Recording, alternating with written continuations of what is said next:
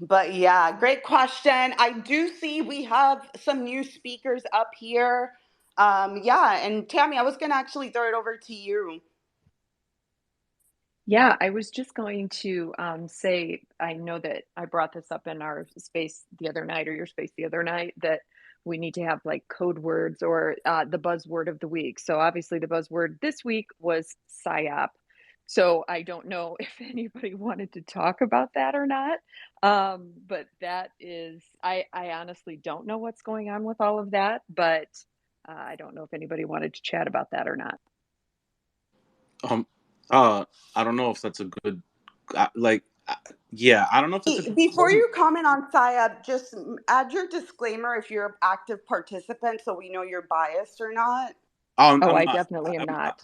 not. I'm not. I have not bought in. I've been complaining about PSYOP from the moment he said something, but that's a bad buzzword because then people might just go and buy it. Like using a ticker as a buzzword, I don't know. You know what I mean?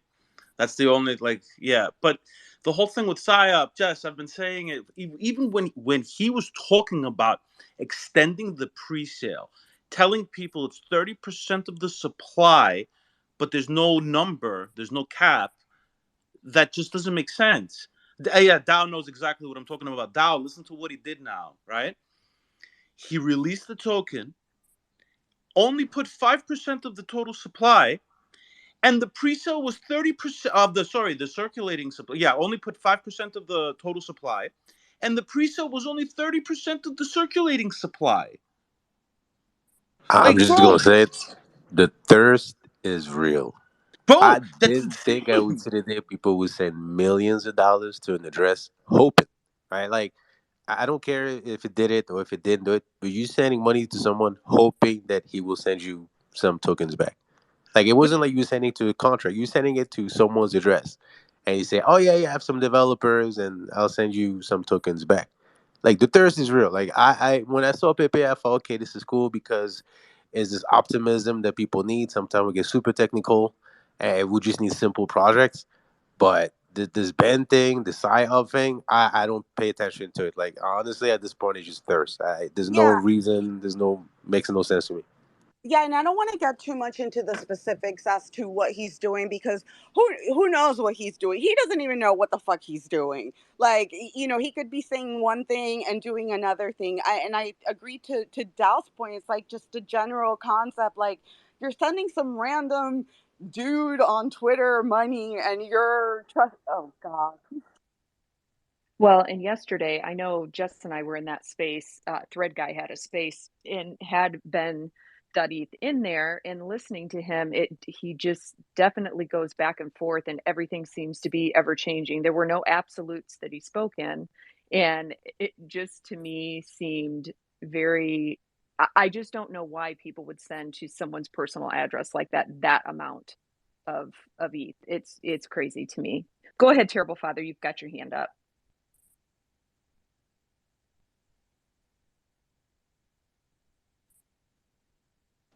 Is it me or I can't hear Oh, him? no, we can't hear you. If you want to jump down and then come back up.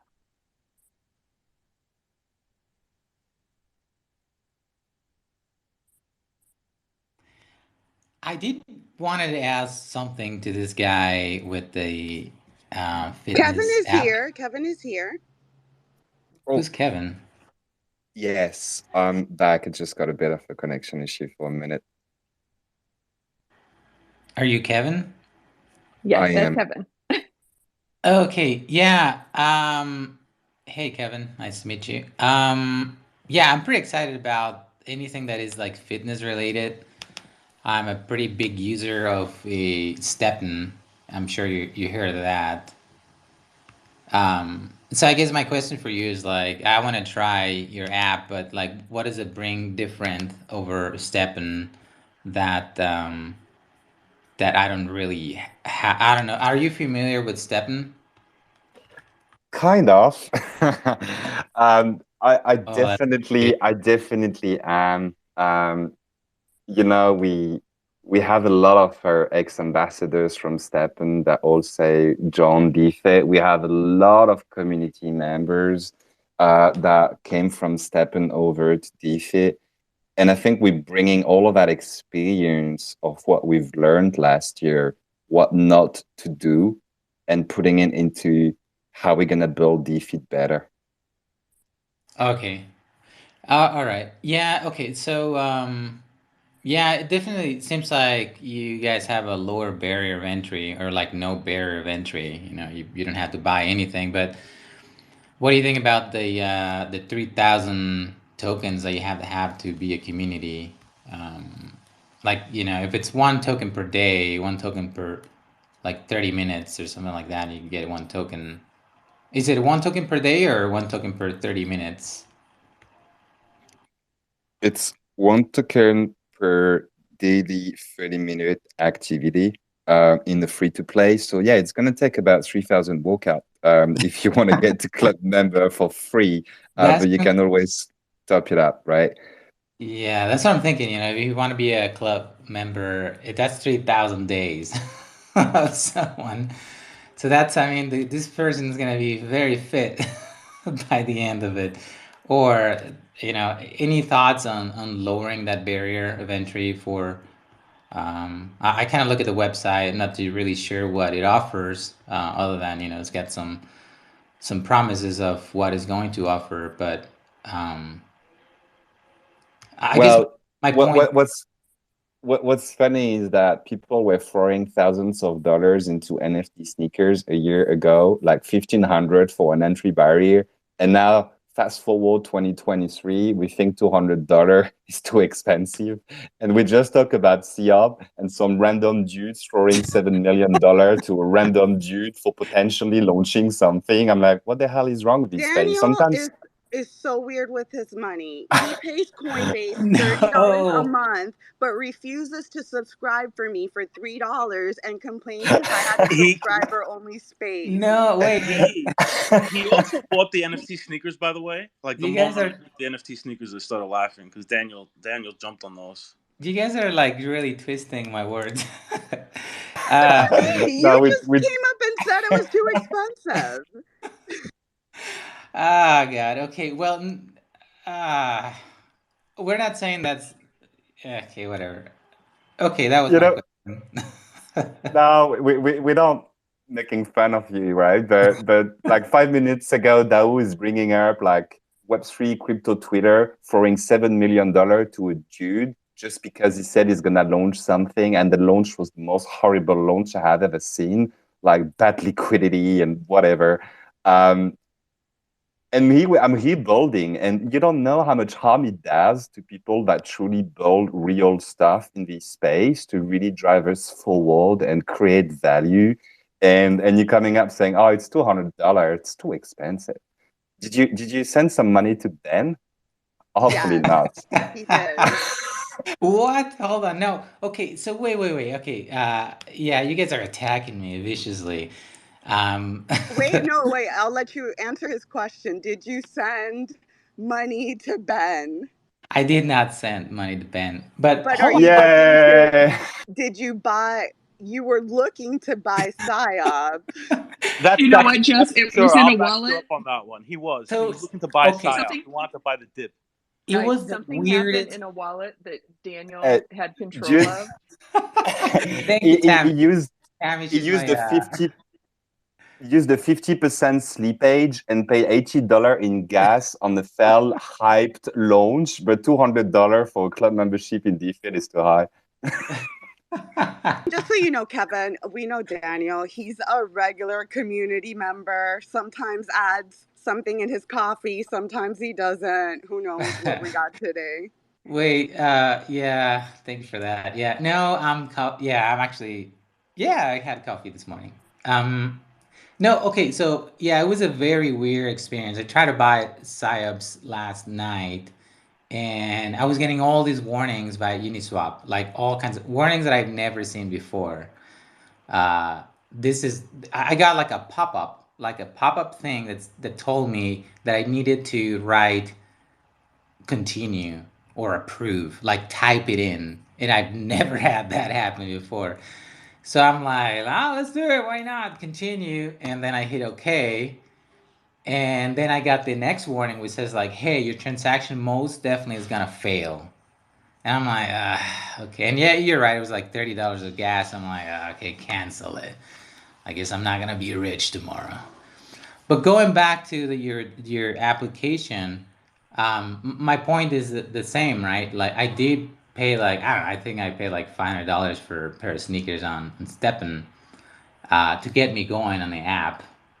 But I mean, my point is kind of the same in this app, right? If you're gonna be better than Steppen, you're asking for 3,000 tokens, and right now it's about $180 or $200 on the current price. It's kind of the same thing, right? I don't know. I'm just thinking maybe it could be lower, but yeah, whatever, right? You know you. Hey, it's actually 3 meme coin trade in gas only, right? Buy and sell, and that's already the membership for DeFi with a team behind that is already shipping an app and shipping new features every month and keep building, and then you're gonna have a return. So to be honest, I don't think it's expensive. I think it's the minimum that we can require for the quality of the product and the value we drive to our ecosystem and to our community. So Fair enough. yep. Yeah, fair enough. And potentially, sorry for your transaction that fell on PSYOP the other day. 76 trillion market cap with $4,000 liquidity. What could possibly go wrong? I love how you're like, very passive aggressive, Kevin. But I yeah, just no, felt it was. Guys. All right, guys. But yeah, DeFi Daniel always coming up with the dry, hard questions. But yeah, it's a good question, and I think again, people are going to find value in the things they find value in. If you find value in buying psyops, like that's your choice, And I think the fact that they offer a free to join option is, it's better than what we've seen with some of these other products. But let's get through some of these hands. We got a lot of people up here. Johnny, I saw you came up though. Did you want to chime in on this conversation, or were you part of the PSYOP talk? I was just going to call Daniel cheap. Love you, Daniel. Hey, money already in anyways. Yeah, Go ahead, Viking. Go ahead, Viking. And we'll get to the Coinbase thing. So stick around, Daniel, because that is on the list, the Coinbase One feature. Thank you so much, Jess. Oh my God, did Coinbase have us all shook with that? I was so pissed when I seen that. But let's go back to that PSYOP deal here. For U.S. customers, we definitely got screwed last night over the 1-inch and the V3 aggregators last night. Anybody that actually seen the liquidity, there was 1,200 Ether, and there is 1,200 Ether still in the main pool, the V3 pool. Uniswap was routing people to a V2 pool that somebody had created with their tokens, and they were doing that automatically. So it was not on the liquidity, and you can still see that there's 2 pairs right now, that first pair with very low liquidity, and then the other one with 1,200 ETH in it, over 1,200 ETH now. One Okay, inch. Viking, give your bias. Please disclaim your bias before you go on. Oh yeah, I put in. This was one of the pre-sales that I got hyped for. I haven't bought into a pre-sale in a while, and shit, I got hyped on this one. I really did, and I'm gonna ride this one out. I mean, I'm sorry, bro, but exactly what's happening. I've Nico, been stop. saying it for 3 Stop. days. I've been saying that this was gonna happen for 3 days Stop. just because of all the money they raised. Leo, you're bugging, bro. Give the guy a chance. He's been out 2 days. I mean, he didn't leave. Okay, He tried. clearly, Leo, you have a bias. Disclose your bias before you share any PSYOP thoughts. Okay, I got some. But listen, there's 2 sides of the case. I think you got to give the guy a shot right now. I mean, it's just we got to pray a lot. Bro, he to didn't the even sell crypto I king. agree with that 100%. There's a lot of Ether in his personal wallet, and I don't think he's going to let it die. The vesting, he didn't drop all the pre-sellers their tokens right away, which is actually making the chart healthy, because if the pre-sellers had their tokens, that shit would be wrecked. 100% it'd be wrecked. Bro, do you guys not see this entire fucking chaos. All right, he didn't even sell the previous token, and you've got BitBoy selling the top so he could buy the project too. Like, did everybody? We forgot to even mention this part because it has to deal with all of this. Like, bro, what the hell is going on? And Nico, I'm you got to give surprised it that to you him, guys bro. are up here It's defending different. this like It's circus. different. He did everything There's different. no difference, bro. Out of the ordinary. Out of the ordinary. We sent ETH. Yeah, we know there's a chance with my rug, but whatever the case is, but he's still here. He's trying to fix it. The V2 thing wasn't his fault. The Ben bought his project. So may I ask? Ben never bought it. Controlling Right. me by a contract I own? Is that like, come on, Leo? And what is it about him that we should be so trusting? Like, what is I it don't about know. him that you're trusting? Why should we give him a chance? Please just tell me that. Because he hasn't ran to Dubai with the Ether yet. I mean, that's he a hasn't perfect ran to example. Dubai with a Yet, crown so on his let's head. trust them. Let's get through some of the hands. Terrible, and then Web3G. Yeah, my bias, I don't own any PSYOP. You could tell it was going to be a nightmare because there was no cap on the pre-sale. I mean, everybody's saying like, how can you trust him? You just send him ETH. It's pretty typical of a pre-sale in DeFi that you just send liquidity to a wallet because they need that to deploy the contract with. It sets up the constant. It leads to a healthy price discovery with the token. They couldn't have possibly had that with this. I think his vesting schedule is interesting. Everybody keeps saying like circulating supply because he's holding 95% of it in his own wallet. That is circulating supply technically because it's not held by the Uniswap contract. So everybody needs to understand that part when they have these conversations, because I can tell a lot of people are going to get confused because his language was you get 30% of available supply to sell. Which, does that mean circulating supply? Is he being too careful with his words? I don't think he's, I'm not going to like speculate about his narratives. I do think that they're going to probably end up migrating the contract. And if there was some problems, he had the pause trading feature or function in the contract that he did not use while everybody was losing their money. So that's an interesting thing to analyze maybe. Yeah. Once the liquidity gets paired into Uniswap, you can't stop the LP. It's there, bro. Uniswap V3 or V2, once it's there, it's there. I mean, everybody's saying that he knows what he's doing, blah, blah, blah, blah, blah. Isn't he clearly manipulating the numbers? Like, isn't that what he's doing? Or am I just like, is this going over my head? He's So some of it- manipulating the No, liquidity. you're right. Some of it is needed because he'll get botted. There is some of it that, yes, it has to be properly done. But I've never seen a vesting schedule. I understand exactly what Terrible Father is talking about right now, but he never gave a vesting schedule and he never gave a cap either. Like, everything is just going, like, he's just going with the flow, I guess. I'm not, like, what's going on? Like, seriously, dude. So what was the flow then with him closing it for pre-sale, but still people were sending money to it? Now apparently he's sending that money back. So which is it? Like, to me, going with the flow on something like that is crazy. And even yesterday in Thread Guy's space, he really would not answer that question. He's like, well, it'll probably be closed. Well, it'll probably be done. No, bro, like, speak in absolutes. Which is it? Yeah. Web3, what's up? Web3 guy. Hey, thank you. Thanks for letting me on. A couple of points and some viewpoints and some perceptions of mine, really. This has uncovered the entire space for what it is and what it always has been. I hope something like this whole Ben.ETH scenario has pulled back the curtain and allowed you to see what kind of a farce the entire industry has always been. This isn't the first time. It's just that the past 2 years or 3 years has just been filled with so much noise. We haven't been able to sit down and just articulate something and watch it unfold from beginning to end. Here's a guy who doesn't even understand how smart contracts work, how tokens work, how ICOs work, had a little bit of a following, picked up on a minor shitcoin season in the middle of a bear market, realized there's still a whole bunch of apes in the industry. Hey, let me throw out a little token down there. Oh, damn, I've got $7 million. Sweet, let's run with this. Let me figure this out now. That's exactly what's happening. Early 2021, we had JPEGs of socks that were selling for $90,000. This was before the major NFT season. 2 months later from that, you had, what was it? You had those JPEGs of rocks, Ethereum rocks. Anybody remember those? They got pumped up to about $200,000. This was 3 years ago. We haven't really moved on anywhere since then. Just thought I'd say that. The whole space has just been a whole bunch of nonsense and fun.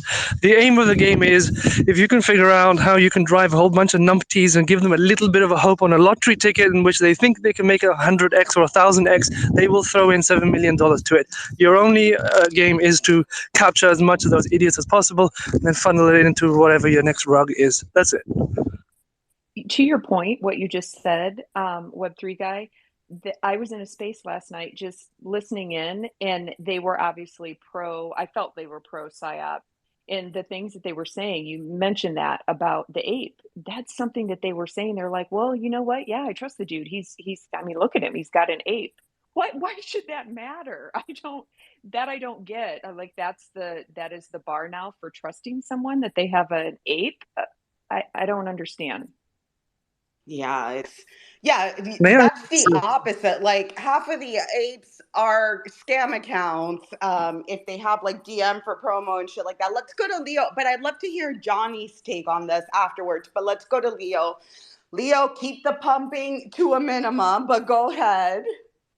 No. It's you were right as far as I think the way he's playing. He has to play the liquidity pool. I think he's trying to figure out on the V2 part. He has to stabilize that. So that's why he's like trickling it in slowly. But I think had he just let loose, everybody would have probably dumped and would have. I think what he's trying to do is protect everybody, especially the new people trying to buy it so they don't get wrecked. So it's a different strategy that nobody's seeing. That's why it looks so freaking weird right now. Bro, I have to disagree with. I doubt that the last thing he's worried about is protecting people, because if he was, he would have never done this in the first place. But I'll throw it over to Johnny. That, again, this is my personal opinion. Yeah. So, Leo, you have a problem, okay? This is an intervention. We're all here today.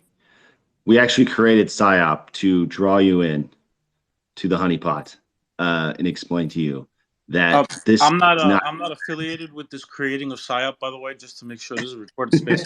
Like, we didn't create shit, bro. No, we actually, but we could have. We could create a token. Right? You know what, Leo? I'm going to create a token. Send me your ETH. Like, Leo, this is a scam. This guy's a fraud. It's kind of I made a post yesterday. Ben.ETH, BitBoy, SBF, whoever, they don't know what they're so narcissists. They think they can pull it off. They don't realize what they're doing is actually a scam and that they're actually wrong. So they keep their fast talking. They keep, they answer the question that's in front of them and then they try to move on to the next one, and they take it day and day at a time. And there are some people that remember all of it and all of the people before them that did the same thing. And there are some people who remember yesterday and are looking forward to making 100x gains tomorrow. And that's all it is. And that's why they can keep cycling through and doing the same playbook and saying the same things. Well, he's got it. By the way, Gordon Law ETH, you might consider switching out your ape as your tax PFP. But we hear the same legitimization, but really it's just pure raw gambling. And it's worse than gambling because you know in the back of your head that it is a rug. Like it's a rug. And even if it pops off for 5 or 10x, 1 out of 100 times, you've spent how many hours of your life chasing this? Like it's a rug. But we're not giving him. I understand what you're saying because we've seen it so much. But the fact that he says send it to like his personal wallet, whatever, can't with the amount of press. Say he was gonna rug it, but now for now he's not, and he's actually trying to make a utility. With the press that he's gotten off of this, I mean, it'd be stupid to do what we think he might do. What we 99% do. But he doesn't know what he's doing, bro. Hang on. In the end, he's gonna get stuck. Like hang on. There was get completely stuck in the end. Leo, he has no clue. Leo, there's a project.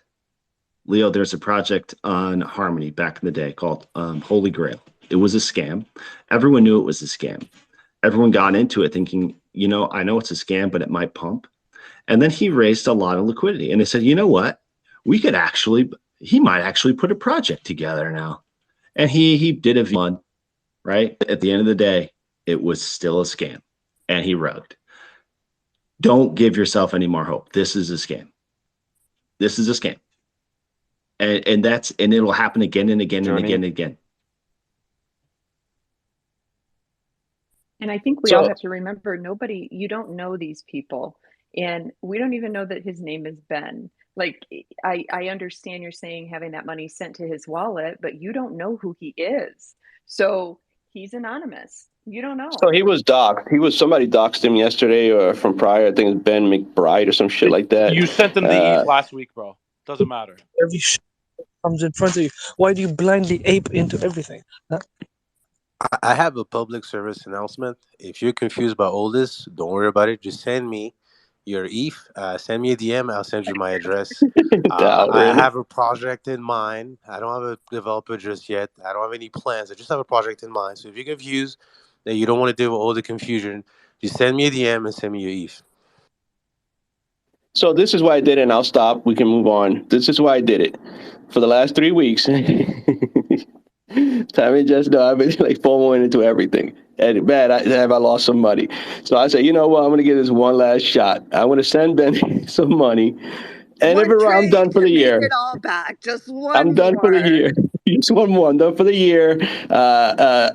This is my last 23. Hoorah, blue chips. Here we come, and that's why I did this, but I don't know what the outcome. I was willing to lose it. It's what it is. If I lose at a rug, I'm okay. It's what it is. Leo, if you got rugged, if you got rugged by all the rugs that had smart contracts, and now you're hoping that this guy that didn't even have a smart contract doesn't rug you. I mean, will he give you tokens back? Probably. Are they going to be worth anything? Who knows? I don't know. At the end of the day, I think it was Web3, the one that said it. People are probably gonna buy this stupid shit. They already sent him $7 million. That's $2 million less than what the Pudgy Penguins raised. It's fucking insane. But let's get through the hands, and I see Brooks here too. But let's go to Blade, Daniel, Terrible, and then Brooke. Hey everybody! Hey, thanks for calling me, Jess. Glad you having these spaces again. What's up, Leo? What's up, Tammy and Shirley down there? I don't know what's going. Oh, Nico, what's up, man? I'm still trying to figure out what y'all talking about, but I'm just here listening and chime in when I can. We're talking about PSYOP. You're talking about what? PSYOP. Oh, that's the new one. That's like the new Pepe, right? You could call it that, yeah. I love Blade.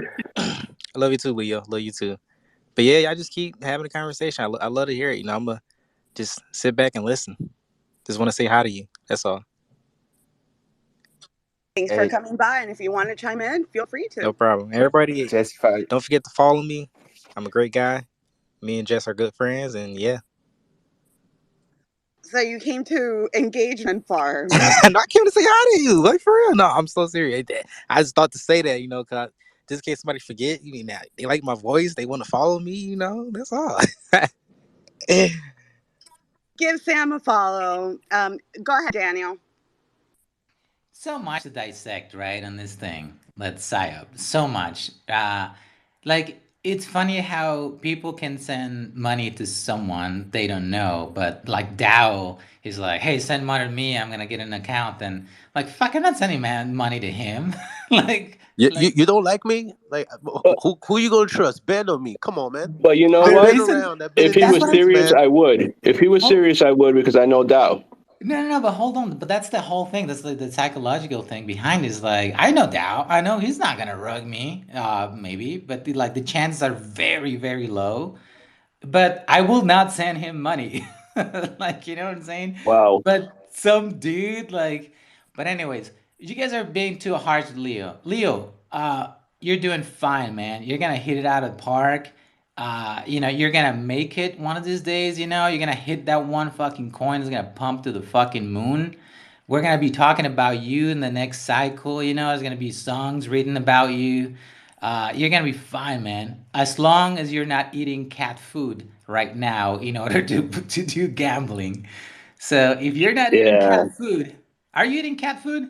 No. But you know what? You're right. This is why I've always hang around this crowd with Jess, Tammy, Dow, and I keep coming because everybody's always real, for real. Like it's and Johnny, for instance, and Nico. Like they tell you how it is. They don't hide shit. If they see something, they call it. You know, it's on you if you want to move forward. But they don't hate you. They don't think anything less of you.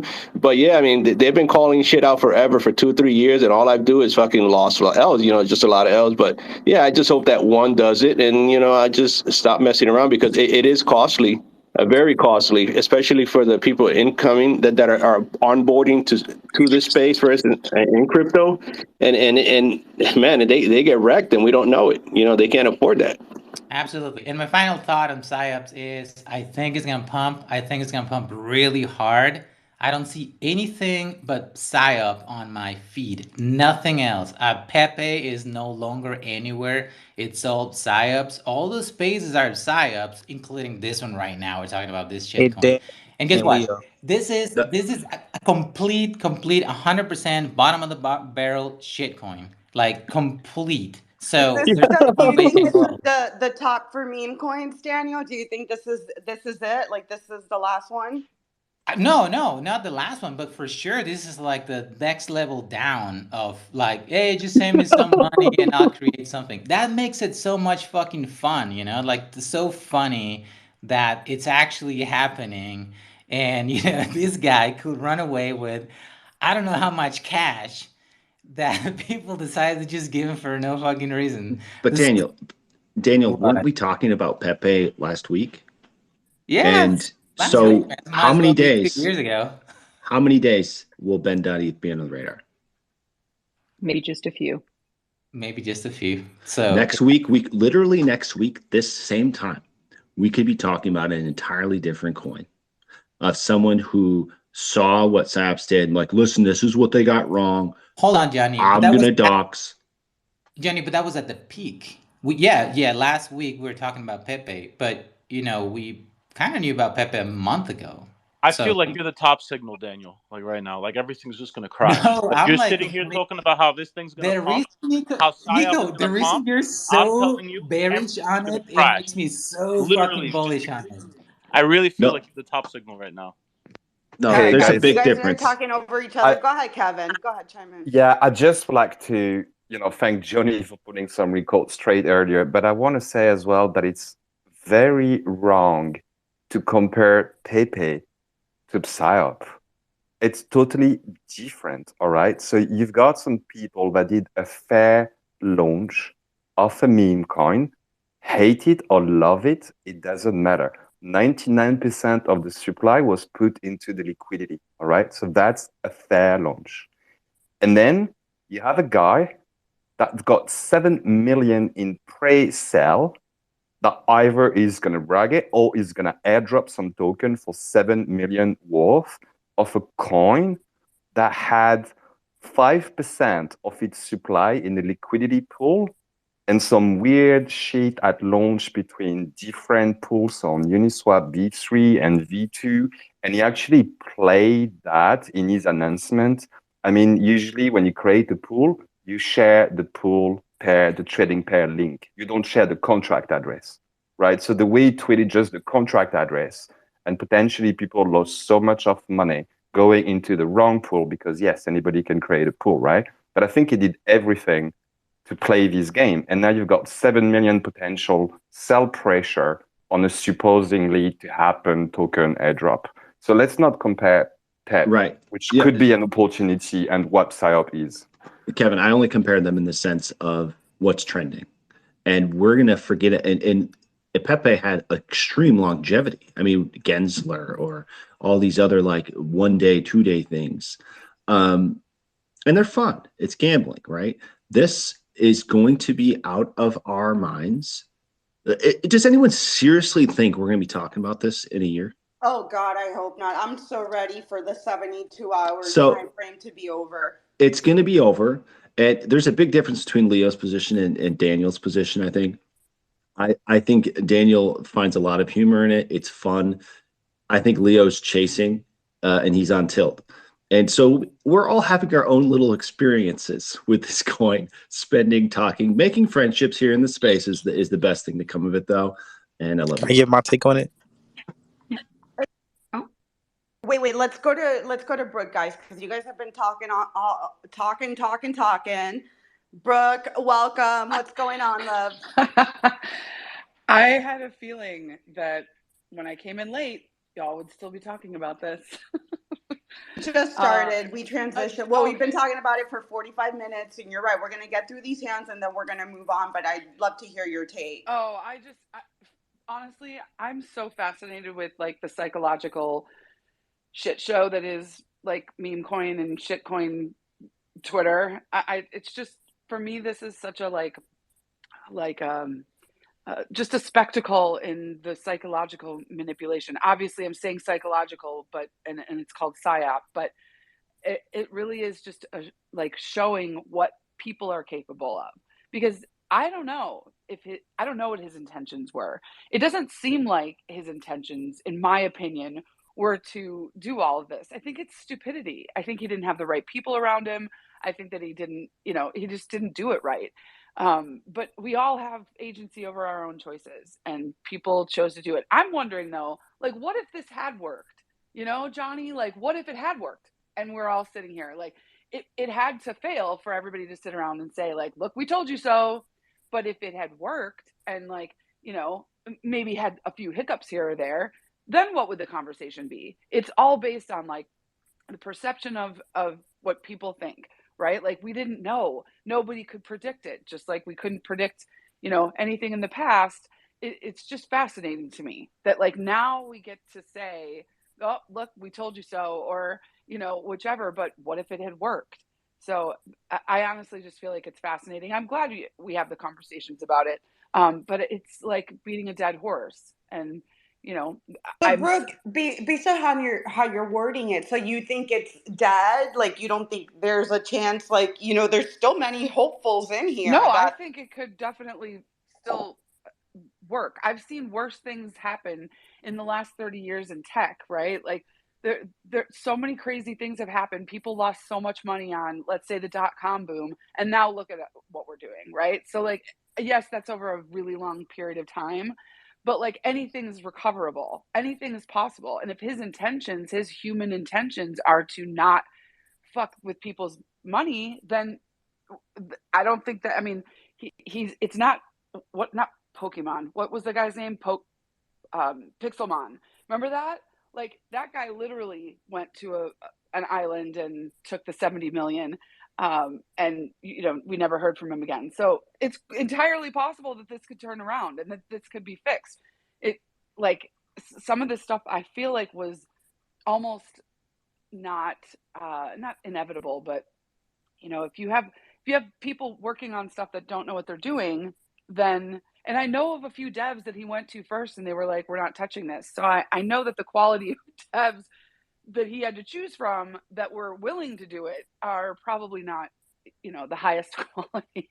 So I hate saying that. I'm not giggling in the sense of like, good luck to you, sir. But what did you think, man? Like, that this was going to be just like, I mean, it's so experimental. Nothing had ever really been done like this. So it really is very interesting to watch. And so many people that wouldn't come out and say that they gave money. I bet if it had gone right, they'd all be on the timeline like, look, see, we're cool. We sent money to him and now we made this money. And, it's like this back and forth, like, who's right? Well, we were right. You were wrong.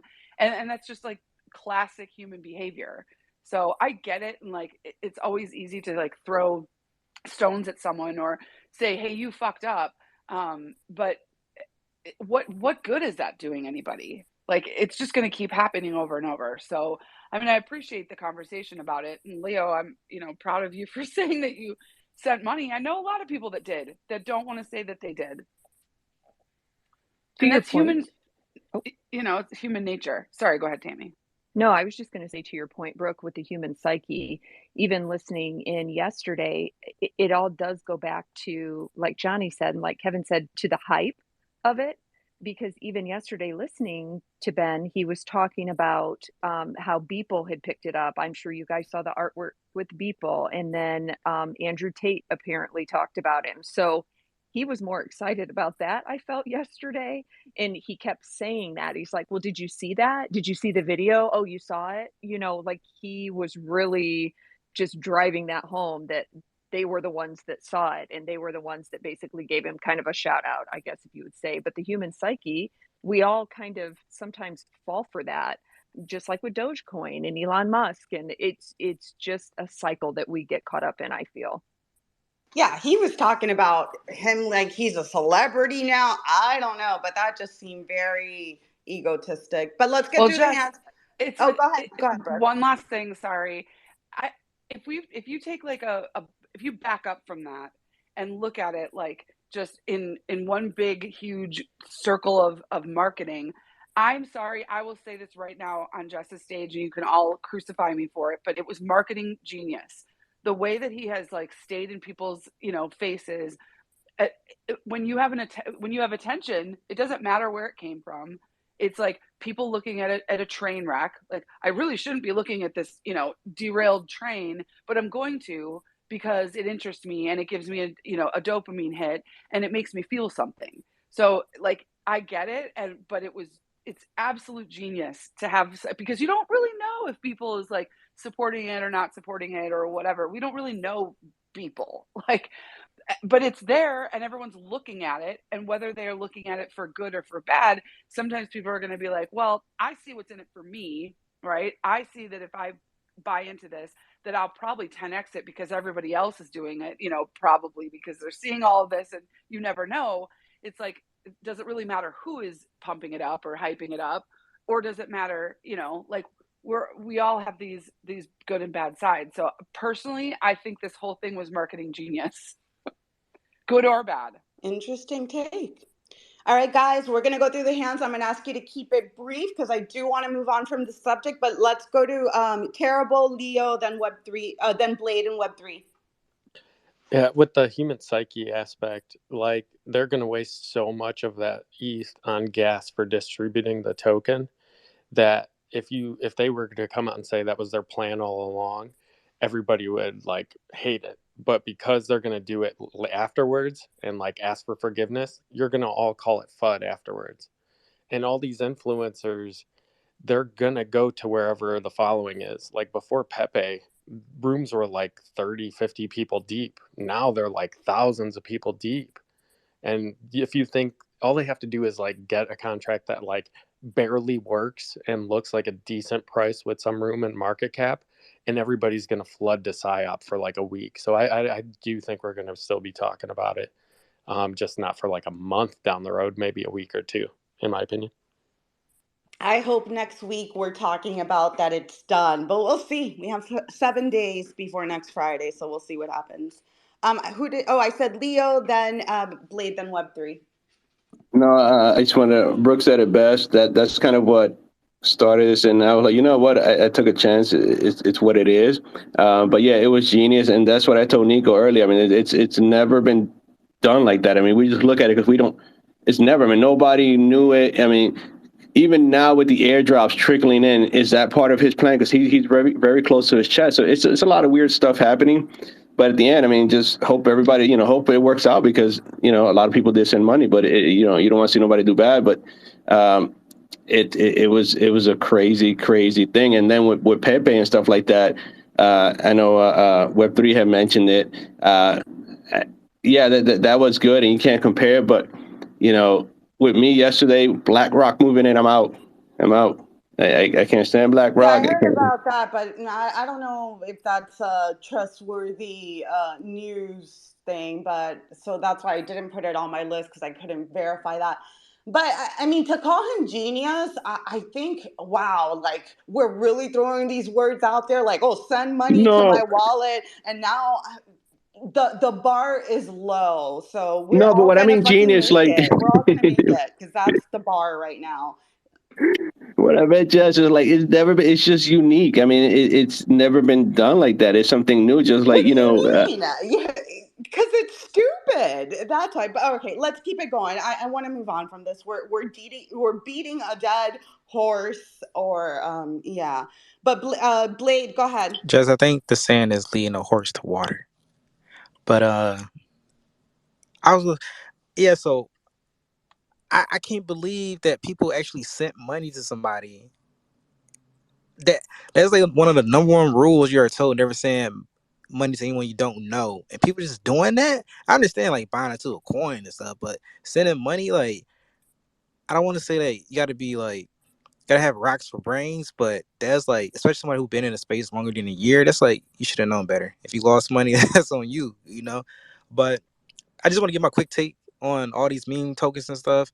It's been the same since everybody know me. I think all this shit going to zero. I'm gonna keep shorting it. You know, I be making money. Sometimes I trade the other side, but all this shit going to zero. None of this shit's gonna work. It's all gonna be short term. Like, you still got stuff like Shiba and Dogecoin. You know, like, yeah, that's stuff fun. You know, people buy it just to hold on to it for the next crazy bull run. But most of this shit that we see, these meme tokens with these shitty ass smart contracts, the shit ain't gonna make it. Like, next year, we won't be talking. People are gonna forget about it. You may still have some stragglers who still be there. Like, oh yeah, it's gonna go to the moon. It may go up during the next bull run, but it's not gonna go up because they actually work. It's gonna go up because everything else is going up, not because it's something special. A lot of this shit that's coming out is nothing special. I'm not gonna say any particular names, but it's all BS. But you know, if you got a bag in it, you think it's gonna go up, and it does, you know, that's good. If it go down, then you know you lost a little bit of money. Just don't, what we said earlier, just don't be eating noodles in a box because you put all your money into crypto and it went down. And now you're trying to hurry up and make some money real quick, you know? Just don't be that person. That's all I want to say. Great take. Great take. Go ahead, Web3. Nico, go ahead then. We'll skip over Web3. Go ahead. So, like, what I wanted to say is, yeah, Brooke, you're right. There's no such thing as bad publicity, but to also put like, first impressions are everything, and if your first impression is bad publicity, sometimes that's a double-edged sword over there. So, Leo, same thing over there for you too. Like, because you mentioned me, like, you're telling, bro, you can't go into something like this without a plan at all. You know, like, he got somebody's attention, and he told everybody straight up and down. He got one person's attention, and he's leveraging that, and that's it. That's all this is. Great take. Brooke, last comment from you. I think, I don't know if it was Blade or one of you just, said, like, you must be a box of rocks if you decided this. But, like, again, this grander, bigger picture, like, so many of us have taken chances on something, whether that means that it's in the eye of the beholder, whether the person thinks that they're, taking a chance or taking a risk or whatever. You're always taking a risk putting something in there. There's always this good and bad side. Again, it's like the rush of being able to, like, tell someone, like, you were wrong, like, look how dumb you were, or whatever, to make yourself feel better. And I'm not saying that about any of you, but it's like, just remember that, like, we all make mistakes, we all make, crazy choices. I've invested in companies years ago that they went to zero, right? Like, I trusted that this other entity was going to do what they said they were going to do. I don't really get it. Like, what is the difference? We're all here. People sent $7 million to them. So obviously they're, making these risky decisions. But I think the biggest part of this is, like, if people send, if you do any type of risk, maneuver like this, and I think the real problem is if you're using your mortgage payment, you're using your electric bill money, that's the real problem. But if you're willing to lose it, that's what gambling is. So I don't see how it's, like, bad for people to say, like, hey, I might take a risk on this because who knows what'll happen. And I don't necessarily need that money because I was just going to use it to go, buy Starbucks for the next month or whatever. And instead I'm going to brew my own coffee at home. I think we all say that, right? We try to make sure people understand that, like, buying into this kind of thing in any sense, or gambling, should be done with disposable money, disposable income. And if you don't have that, then you shouldn't be doing it. So my take is just that idea of like, throwing stones or casting blame on somebody when they made their own choice. And just don't gamble away your mortgage payment is all. Yeah, I completely agree with that. Like, unless you're standing outside of the casino or at the gas station telling people not to gamble on lottery tickets, like, it's no different in crypto. Like, stop telling people what to do with their money. Can we call them crazy and laugh at them? Yes, but, don't tell people what to do with their money. Emmett, good morning. I saw you come up. Welcome. Good morning. Good morning. I agree that it's all gambles, whatever we're buying in the crypto, but this is a bigger gamble. It's someone who doesn't have an established track record, and there's no contract at the time people sending money, and all the red flags are there. And I agree, like people ape in because crazy things happen. Like, I thought Pepe wouldn't go anywhere, and it did go somewhere. So I understand the mentality behind sending some money, but if the whole space collectively is warning you against this, I think there's good reasons to listen also. Let's not forget, like, this was someone who had been on crypto Twitter for years and had an ape with a crown, which usually gets you a lot of followers. And a month ago, before this started, he had 15,000 followers and he followed 10,000 people. So not a great ratio there. And throughout people talking about this, saying the name of this coin, he's got almost 50,000 followers now. It is an attention economy in a sense. If economy is, I mean, attention, they just cancel each other out. At the end of the day, he has to do something good, and everything we've seen so far seems really, really bad. And in a way, I do think it's the people sending him money. It's on them. Like, it's almost like a healthy purge. We go through different cycles of people revealing kind of who is thinking for themselves and who is just kind of blindly following what they think is the next money play.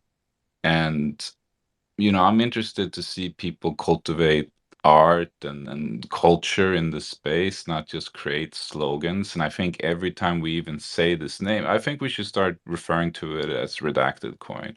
Because every time we say the name, there's 99 people that think to themselves, okay, this is horrible, I'm not going to buy this. But there is that one person who is like, okay, they're talking about it so much, maybe I should make it. And I don't know why people is even like contributing at all by making these. He's done 2 daily artworks now featuring this particular ape. I mean, I understand that he's trying to make a satire and say something bad about it, but it's not obvious. Some people might see that Beeple art, and people do genuinely create pumps when he creates art. So I don't know. I mean, with all that given, he should be able to accomplish something, but yeah, it's not looking good. Like, I don't think that this is where anyone should put their money. And I really wonder, like, because this Ben guy, like, he used to be someone that was nice to me. He used to support my photos and comment nice things on them. But then as soon as shitcoin season started, and he was writing in all caps, just pumping whatever his latest buy was like crazy, and I had to unfollow him and mute him. And I thought it was pretty obvious from the start. He just wanted to take advantage of shitcoin season and get some type of pump for his own bags. And then he ended up creating his own bags, and I mean, his own contract, I should say. And it just seems like he's never done it before, and it's all a mess. So in a way, I'm reluctant to even talk about this or give it any more attention. But in another way, it's good to inform people what's actually happening, so maybe they can spot it and recognize it next time it's happening. But that being said, we're also not at the end of this saga yet. Like, we have to see what the actual outcome is, and I'm just trying to watch and see what happens. But so far, I'm seeing just all the red flags I can possibly see. Good morning. Good morning. No, that was a great take. And yeah, I'm to the point that I just want whatever he's going to do, just do it already. And let's move on to the next, whatever the next thing's going to be, because this is exhausting. Like it's been 4 or 5 days of this, and every day just changing. It's a lot. But yeah, great point, Emmett, and thanks for sharing that. And before we move on, I just wanted to comment on something that was also on the timeline. We're speaking basically about, there was this token called Greed. I don't know if you guys heard about that. And you to get it, you have to connect your Twitter account. And it seems like 43,000 people connected their Twitter account to get the airdrop. And the Twitter, and they automatically tweeted something embarrassing from the people's account, like, oh, you got this greed token. So there's definitely, I guess my point of that is that there's definitely a lot of greed in this space. Everybody's here to make a quick buck. If you're willing to connect your Twitter account to some random place to get an airdrop, yes, Leo, don't tell me you did it. You probably didn't, because it was on Solana. Um, but yeah, that's what we're seeing in the space. So it's getting bad. It's getting bad. But we've spent the last hour talking about this. I think I'm ready to move on. I Please, don't know. please, This is please, exhausting. please. I have one more thing. No, I'm kidding. Oh, no, please, no. There's going to be, trust me, there's going to be 20 hours of more PSYOP spaces the rest of the weekend. So you guys will be PSYOPed out by next week. But let's talk about something that's actually happening right now, and then we'll go to the Ledger Saga, which it's the Bitcoin conference, which is currently happening right now. Um, One thing that did come out is that the attendees were down. So last year they had around 35,000 attendees, and this year they're down to 15,000. Obviously, there's been a lot of drama, if you can say, in the BTC community, because they're kind of deviating from the original, Maxi conference. Maybe I'll throw it over to Dow. Dow, what are your thoughts about what's happening in BTC and like the shift change and them talking about like ordinals and BRC20s and the cope?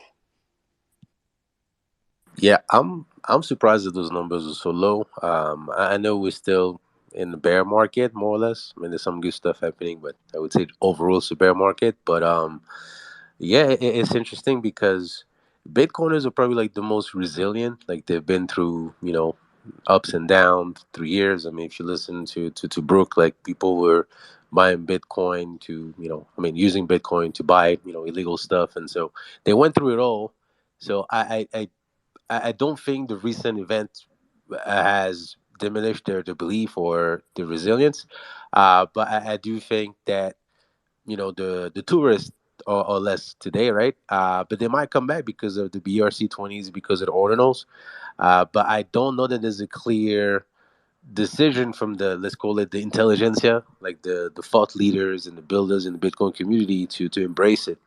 Right, and I'll go back to it. And I know Nico's heard me and probably can anticipate what I'm about to say, but if they don't have a standard, it's all smoke and mirrors. It's not gonna last, right? And if you can hear it from even Brian himself, who's a staunch Bitcoiner, and he's hoping that the thing is gonna die, just like Cola coins have died before and other projects died before, because they didn't have any standard. If you don't have a standard, you can't build. It's almost like you're building a castle on sand.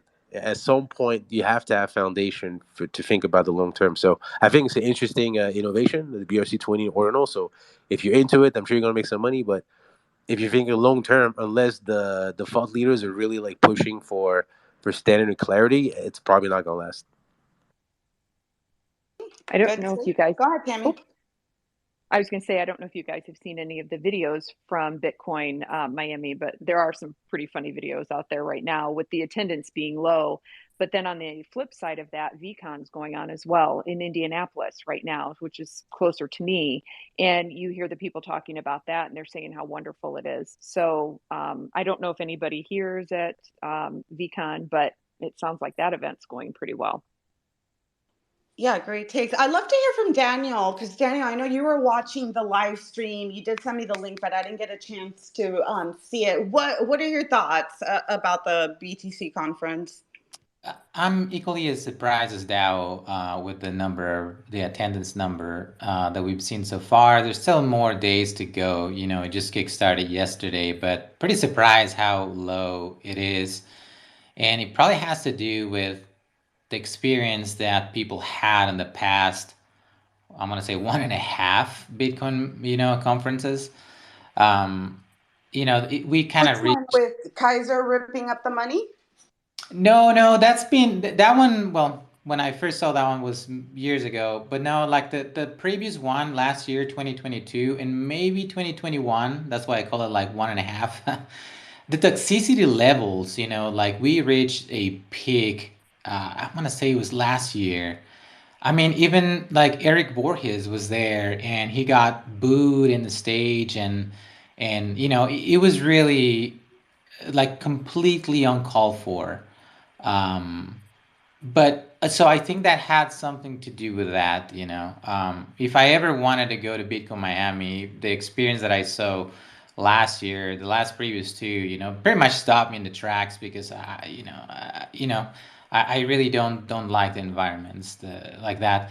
Now, I don't know what you guys think, but like Bitcoin Magazine opened it up for like it's not really like 100% Bitcoin anymore, right? So there's discussions about other things, and I think that kind of I don't know why they did it. Maybe they need the revenue, but I thought they kind of lost the purpose by this is a Bitcoin conference, so it should be a Bitcoin only conference. I don't know. Your thoughts? Oh wow, I never expected to hear that from you. But isn't also, and I've said this about a few other conferences. Isn't also like the entry expensive for these things? It's like what, $1,000 to get in? Yeah, it's always been very expensive. Like, and like if you buy it right now, I think it's about 1,000. Usually, Bitcoin Miami sells the tickets right after, like a week after this one ends. You're gonna see the next one on sale, and they go pretty cheap. I'm gonna say 399. I think is the lowest that I've seen, and they go up in price as you go near the date. But yeah, $1,000 is a lot of money. So it's an investment, right? You go there not to just kind of sit down and listen to people. You go there to mingle and to, kind of connect.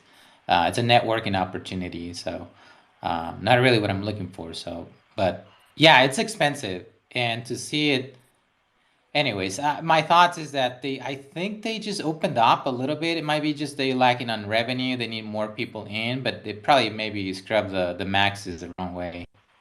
I know they were boycotting it. I know some people that were like really telling everyone not to go. Oh wow. Yep, it's interesting to see that divide. Who is next? Who is next? Go ahead, guys, jump in. Go ahead, E. No, Nico was next, and then me. Okay, so all right. So Dow, I agree with you. There has to be a standard, but they're working on a BIP, bro. With the whole all right, the first BIP didn't get accepted, but eventually, because of all the traction and everything, they're gonna have to accept the standard sooner or later. And there's a ton of people working on it. Uh, Daniel, I think you're right. Like the toxicity with the Bitcoin, like the maximalists, and the fact of the matter is, like, there's a lot of things. Like, there's a conference every other week now. NFT New York, NFT NYC was what, like last month, and then there was NFT LA like a week before, and then there's this, and then there's that, and this shit gets crazy, you know. So, like, yeah, I'm not surprised. If I may just respond to Nico right away, I know Brooke and there's waiting. So yeah, that's why I'm saying like this should be like the Bitcoin only, right? Like there's NFTs, there's Ethereum, blah blah blah conferences in Denver, everywhere in the world, right? There's all kinds of things happening. There's an This should ETH be kind of like NFT happening. Like, bro, there's a conference or something happening I would say every 2 to 3 weeks. somewhere. Yeah, great points. Leo, and then Ian, then Brooke. I think I got it right. Sorry, guys. No, I just wanted to touch base to the Bitcoin as far as the crowd that showed up this year. I guess last year it was a lot less people traveling. If you want to say, I guess because of I think everything with COVID getting back to normal, whatnot. So I think everybody stayed put, but a lot of people probably did travel. Now that everybody's back to work and stuff like that, so I probably a lot less people will come, but there's also a lot more things happening in crypto NFTs. So a lot of people more spread out, going to probably different events. That's kind of what I see with that. That's what I wanted to touch on. Brooke, I know. Oh, go ahead, Dee. So from my point of view, it seems like VCon and Beeple's Charleston studio has become like the two major events that are really worthwhile going to, maybe even above Art Basel or NFT NYC. I think it's really worthwhile going to VCon. I think it's really bad timing to have another crypto-related conference at the same time. But I just wanted to throw in a little personal anecdote that Monday I went to a client's house to give them a quote for some contracting work. And he mentioned I had to come Monday because he would be in Bitcoin Miami conference the rest of the week.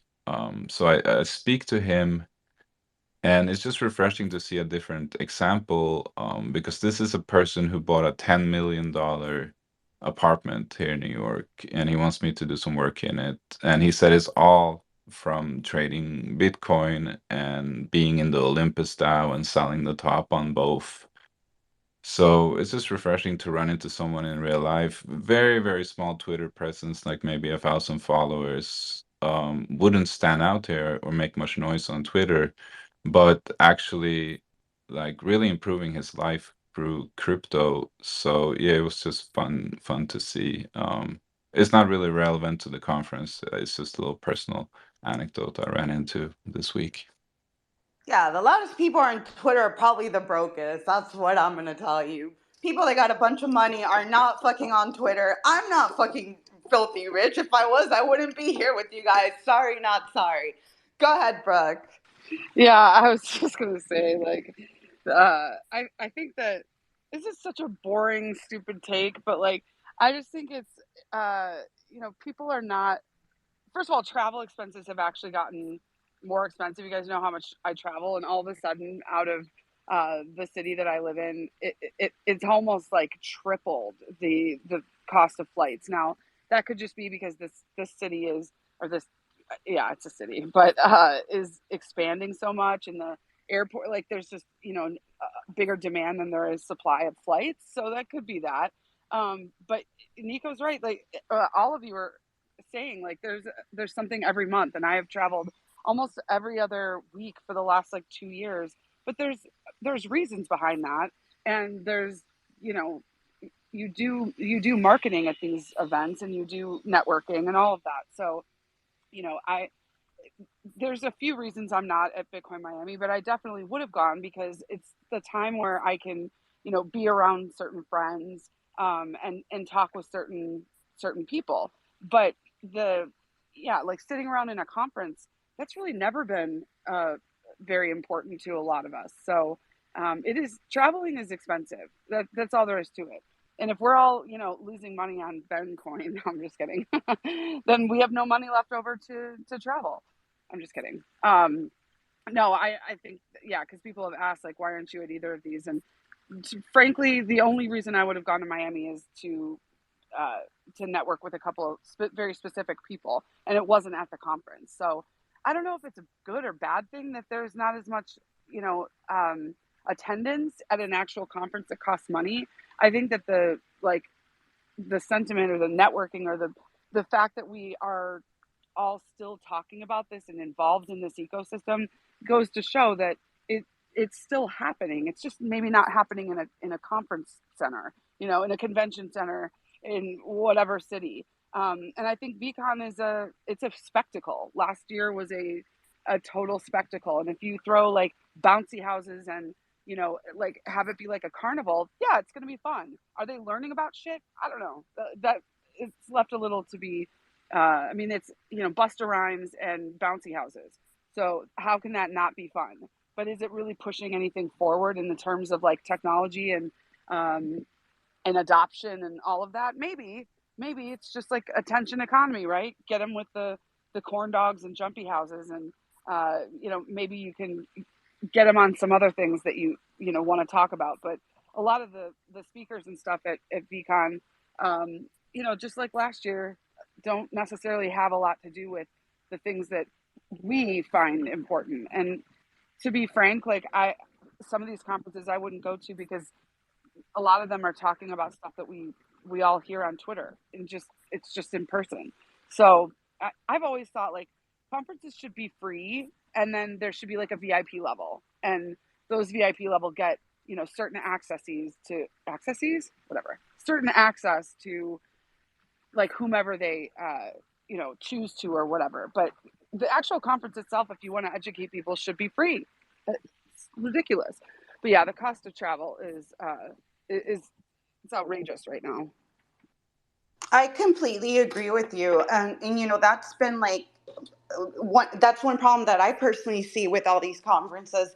Yeah, they're all over East New York the is free. United Sorry. they're all over the United States and they're all over the world, but I don't feel like they're targeting the actual local people. It's just the same community flying all over the country. But you know, yeah, make it free. Target the people that are in Indiana or in New York versus, you know, I'm just the same people flying around the country to see each other over and over again, which is what I feel that it's become. just But that's nobody's my hearing. personal opinion. I'm sorry. Nobody's hearing about East New York, but it's free. Believe it or not, it's like a hackathon. Nobody's like I haven't seen Right. anything on Twitter, nothing, but it's happening in June at the end of June. It's a hackathon, and I actually want to go, and it's free. Yeah, so it's going to be interesting to see how it plays out. I'll try to catch the feed. I haven't seen any like viral clips yet, but then again, I haven't been searching too much on that. But if you have any, share them to the top. I'd love to laugh if you have any viral clips. But let's keep it moving because we only got 40 minutes left. And let's talk about Ledger. Obviously, there was lots of drama this week. Everybody became a technical hard wallet expert on Twitter. I love that we are such a diverse community and are experts in such different areas so quickly. Maybe I'll throw it over. Let's hear from Tammy or Dow. Any thoughts about the ledger? If you want to give us a little rundown of what happened. I can try, but like I'm not a technical expert either. But my understanding is that they're releasing a new feature, right? And it's gonna be an update on your ledger, right? So if you have the hardware wallet, they've released a bunch of different updates. And one of these updates, and it's an opt-in, so it's not mandatory. No one is going to force you to do so, is introducing a way for you to recover your private key and maybe even reverse some transaction. But one or two, I can't remember exactly which one it was. I think it's like recover your private key. So what would happen is it's not like they would actually store your private key somewhere. Like they use some kind of encryption mechanism. They break down your private key into multiple pieces. And then on demand, if you were to lose your wallet, or someone get access to your private key, you'd be able to have some kind of recovery solution. I think it's maybe a social recovery. So the fear is that this Well, you whole have to time, right? KYC, so that in Oh, order and, to and you have recover to it, you'll have to KYC. KYC. Yeah, so I think the fear is that for the first time, like this idea of social recovery or KYC is introduced into the ledger and Trezor hard wallet, and the narrative has always been this is self custody. It'll never be not self custody. So the fact that they're introducing that for not technical and not hardcore, crypto people that just want to get access to security, I think that's where like the drama comes through. But I think Brooke has more to say on that. Oh, well, I think, sorry for the wind in the microphone. I'll walk backward. I think that it's just important for everyone to understand that there's so many perspectives on this, but I think part of the tech community was frustrated because they, we did realize that ability to like extract the private key was kind of already there.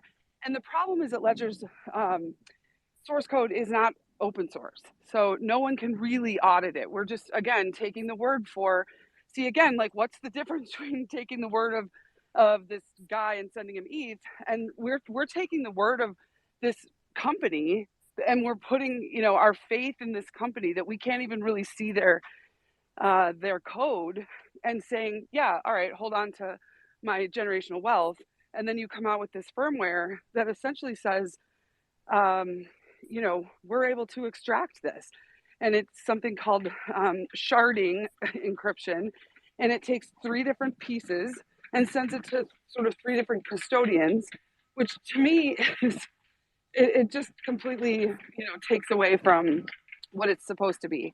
So, there's a lot more to it, but I don't know if you guys saw my parody video. Like, everybody becomes a security expert. Everyone starts saying all the words, like encryption and, asymmetric cryptography. And even Ledger, like when they went on to the Twitter spaces to answer questions, it was literally incomprehensible. They were saying things that like people could not, all I could think about was that GIF of the lady sort of looking confused with, all of the math symbols coming in her face. It's my favorite GIF. But truly, it's just a matter of like, this was not a good product launch. Just like the ledger around the neck with a chain. It was tone deaf and it didn't work.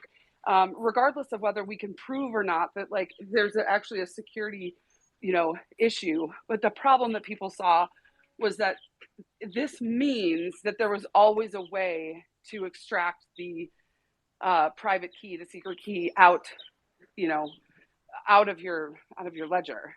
But no one can really prove anything because they can't actually see the code. And I was in a Twitter space the other day with the ex-CISO of A16Z, who's very much the GOAT in cybersecurity.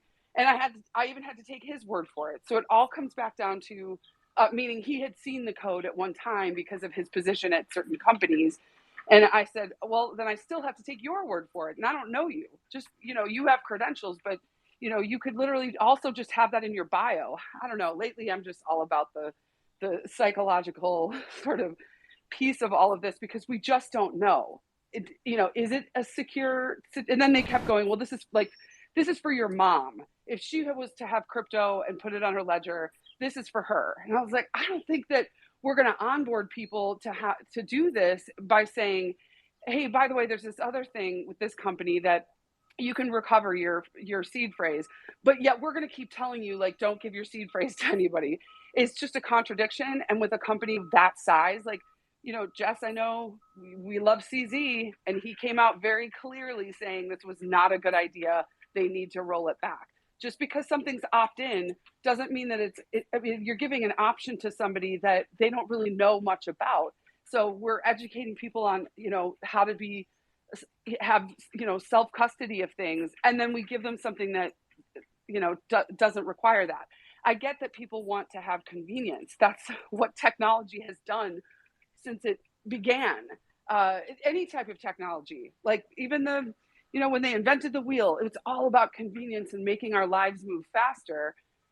But on the other side, like we're trying to take that, in a decentralized way, in a self-custody way. So, my problem as a technologist is that it was just complete technical jargon gobbledygook, and everyone kind of checked out and didn't really understand what was specifically happening. And it was a PR nightmare. And when all of that gets mixed in together, nobody really knows what's going on, and everyone speculates. And then everybody's what do they call it? A Monday morning quarterback, armchair, whatever. But there's some serious security concerns, but it's complicated. And when something's that complicated, people just want to shut down, not understand it, and just say, it's bad. Completely agree. PR nightmare. And yeah, I pinned the space to the top. I did ask CZ about the ledger, and he said he typically doesn't comments on people that are building things in the space, but he's actually friends with the Ledger team, was not for it and was kind of shocked that they did that. Yeah, because what would have been the simplest solution? Build a new product that does it and leave the fucking ledgers as they are. But I did see Brian come up. I know you've been not a fan of Ledger for many years, so this probably doesn't come as a surprise to you. What are your thoughts? And then we'll go to the hands. I mean, it's going to be good in the long term, right? Because now people are finally going to stop recommending this fucking black box, like pseudo cold wallet. It's never been a good idea to trust these guys. It's just people put their trust in them because they made it convenient and they had all this nice marketing. And it's like the first thing everybody was like, oh, yeah, you get a ledger, you get a ledger. You know what I mean? It's got like, it had the network effect. Everybody's just like, oh, just get a ledger. But this thing has always been a fucking security compromise. Everything Brooks said is 100% right. And this fucking, the ex co-founder or something put up a Reddit post yesterday to do damage control or whatever. Apparently he doesn't work for the company anymore, but I guess he saw what was going on and he was like sad because, it's like his blood, sweat and tears. And he's like, somebody asked him, so like, this is the question on everybody's mind. If I use this thing, can somebody compromise my key and basically get it without my acknowledgement? Can the government subpoena these companies and get my key? And he just straight up said, yes, they can. So like, there you go. They're not even like hiding it. If you're okay with that, and like that product is like, oh, I want my mom to be able to like have somebody that she can call on the phone and speed dial or whatever and get her keys back, then yeah, fine. But that's not what people bought when they bought like these wallets. They bought what they thought was a cold wallet that didn't allow the keys to access the device. And I think you said it, Jess, like if literally they made a new product, a new fucking USB or whatever device that did what this thing does, nobody would care. Nobody. I would probably bought one. Like, it would have been that simple. Like, I would have probably bought one and had one of each, but they fucked up. Like, it just does not make any sense. Go ahead, Daniel, then Death, and then Ponzi. Yeah, I just want to resonate with Brian said and what you said, Jess. I don't think I need to add anything. I think you guys said it correctly. New hardware with this thing. The initial users, they bought it for a reason, and now they change it with an upgrade. And I think even if they revert it back, there's really no way you can trust. There's no going back. Yeah, there's no going back. So like, even if they fucking reverse it or like walk back or whatever, just the fact that they were able to like try to launch this thing that does something that people knows, like, you know what I mean? Like, the thing was marketed as you can never get the keys off of the device. It's physically impossible. But now because like they've introduced like, hey, we're gonna do this upgrade or whatever, and like Brooke said, it's closed source, so nobody knows if the firmware that's currently running or it was sold with the version 1 or whatever already had the fucking capability of doing this. So like, we don't know, and so there's no going back. The only way they can fucking like even attempt to salvage some of this mess is to fucking open source the Ledger's firmware. That's the only fucking thing that they can do to even do any form of like damage control. Yeah, and I think that might be the right step for them, like create an open source wallet that tells you that is a hard wallet and it's a cold wallet and it's open source, and just kind of branch out into that. Yeah, I don't know. There's so many lines that you do not cross unless you have a reason for that. So it comes down to the users, like they need to ask themselves this kind of logic workflow of, okay, open source or closed source. If you go to closed source, you need to understand the risk, and then the next one, does it connect out or is it completely sealed, and so on and so forth, right? Yeah. Yeah, but it's not the user's fault though, Daniel, because again, this company marketed this device as like, I'm sure I can dig around. I can literally send you the DM with like a bunch of screenshots of them like contradicting themselves, saying like the keys can't be extracted. What was the other one? The secure element can't be upgraded with a firmware. They literally said like, oh, the secure element can't be upgraded with firmware upgrades. It's impossible. And now they walked it back. They're like, oh, it always could have been upgraded. You've always been trusting us. So they're just like fucking contradicting themselves left and right. Yeah, I'm saying in the future, but yeah, sorry. Oh no, I was gonna say, can somebody say, okay, so where are you headed now? So Ledger bad, what's good? Trezor is probably one of the better ones, especially because people in here want to hold crypto shitcoins, whatever, but a lot of people don't like Trezor because Trezor doesn't support all the shitcoins. Like Ledger's thing was like, oh, they supported every shitcoin known to mankind, but Trezor is probably the better option. Well, I go back to what I've said earlier, and I don't think I'm backtracking on it. Ledger is going to be fine, and Ledger with the upgrade it's got a market. It's got some people are going to like it because of what they offer like that. So I think it's got a market, right? And Yeah, but Daniel. So what it boils down to is not whether the company is going to be fine. It boils down to whether you're okay holding your life savings on a hot wallet. If the answer to you is yes, then you're fine. Keep using Ledger because the way it works now, like knowing what we know, you can't call it a cold wallet anymore. It's because it's not. It's a fucking hot wallet. If you're okay with that, then more power to you. But if you're not okay with that, because again, why? If you don't opt in, hold on a second. Look, I agree with you. I don't like Ledger, but if you don't opt in, how your keys are compromised now?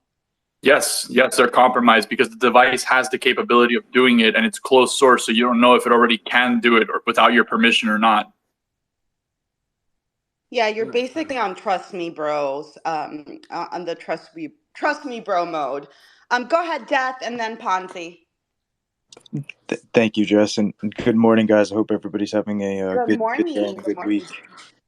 You know, there are benefits, and especially security benefits, to having closed source software sometimes. However, I think in this case, you know, it made it a little obvious for a lot of people that for any hardware wallet manufacturer, there could always be a firmware update that's pushed that could extract the seed phrase. And you know, that being a factor, and you know, I personally don't like Ledger. I think everything they do is just the opposite of intelligent. But it's a step, in my opinion, more of like a custodial services holding the keys in my case. And I think this personally is the direction that a lot of it goes anyway. But I think they made it like an obvious statement by the way they did it. Yeah, it was definitely a PR nightmare. I would hate to be in that person's position. I wonder if they use ChatGPT to try to resolve the PR disaster. Go ahead, Ponzi. Hi, guys. What's up, Cryptonomics? Still pointing. Holy shit. Wow. Okay. Well, you know what? Regarding this ledger, first and foremost, what I realized is over a year and a half ago when I started questioning about this, is like a lot of people think that just because you have a cold wallet, you're completely off the grid, you know? Your keys, it's your crypto, it's completely safe. That's not the case at all. First and foremost, because when you generate a wallet, where does it generate from? It generates from the block within the blockchain, right? So you're inputting. No, it doesn't. Yes, it does, Brian. No, it doesn't. That's not how it works. Okay, so you have a wallet. How else are you gonna send crypto to your wallet? How are you gonna input your private key? Where's the private key being generated from? The private key is generated on the device itself. The device uses most of them use like a Python script or something that generates entropy and then introduce. So the way I can't talk about the other wallets, but which is connected to the blockchain, or else how? No, it's not. No, it is not. It is, Brian. That's the thing that a lot of people don't. Bro, you're gonna argue with me about this? You want me to fucking prove you wrong? You want me to fucking prove you wrong? No. Here's the thing. Stepped away for a second. What are you guys arguing about? Wallets are being generated from on-chain.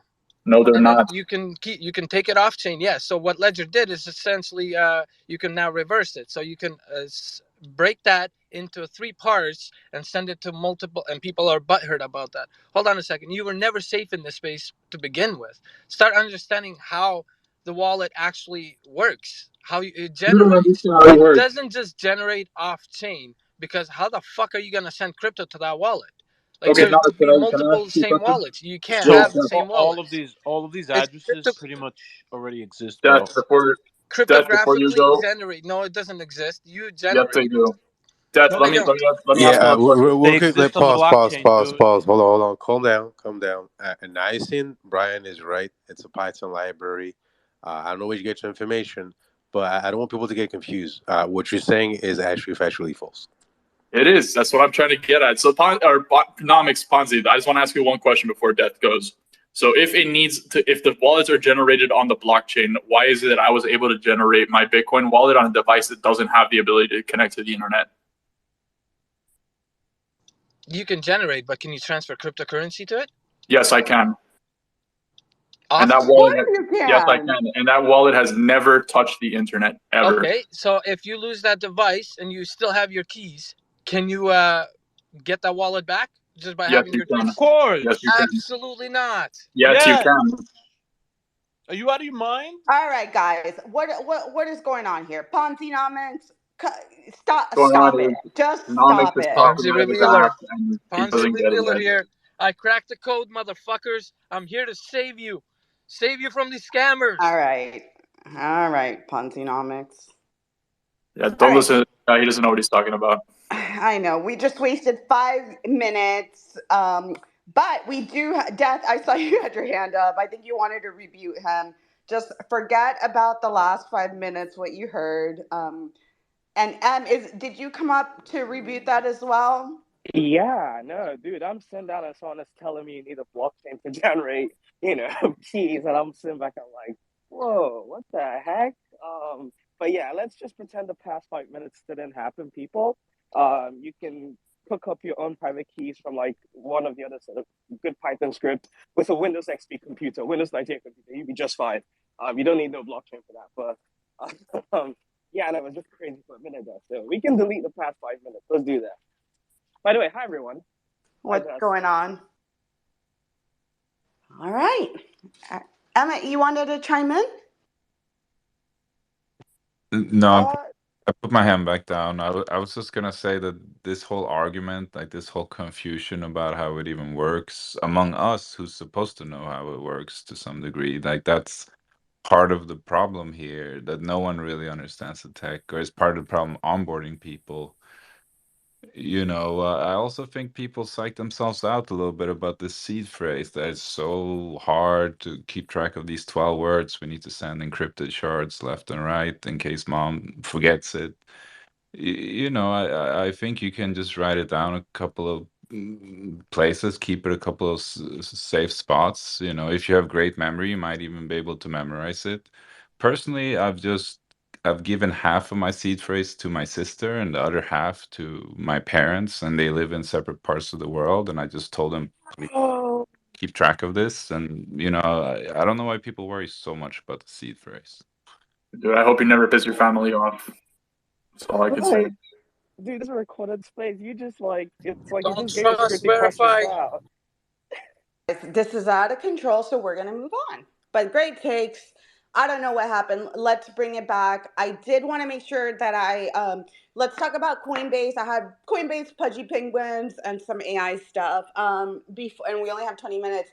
Coinbase hyped up an announcement, and it looks like they released Coinbase One, which was quote unquote in beta, but it's a subscription service. Why are all these companies pushing subscription services? My dog doesn't like it.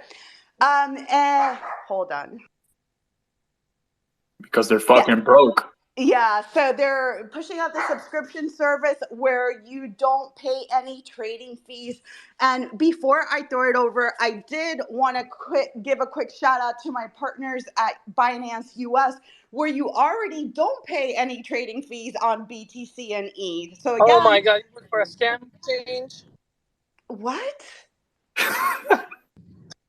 Hold up. So again, like I was saying before I was interrupted, always use an exchange to exchange crypto. So stack safely. But instead of paying Coinbase $30 a month, you could use Binance US. You'd have $30. You could subscribe to me, Daniel, and you'd still have $27 left.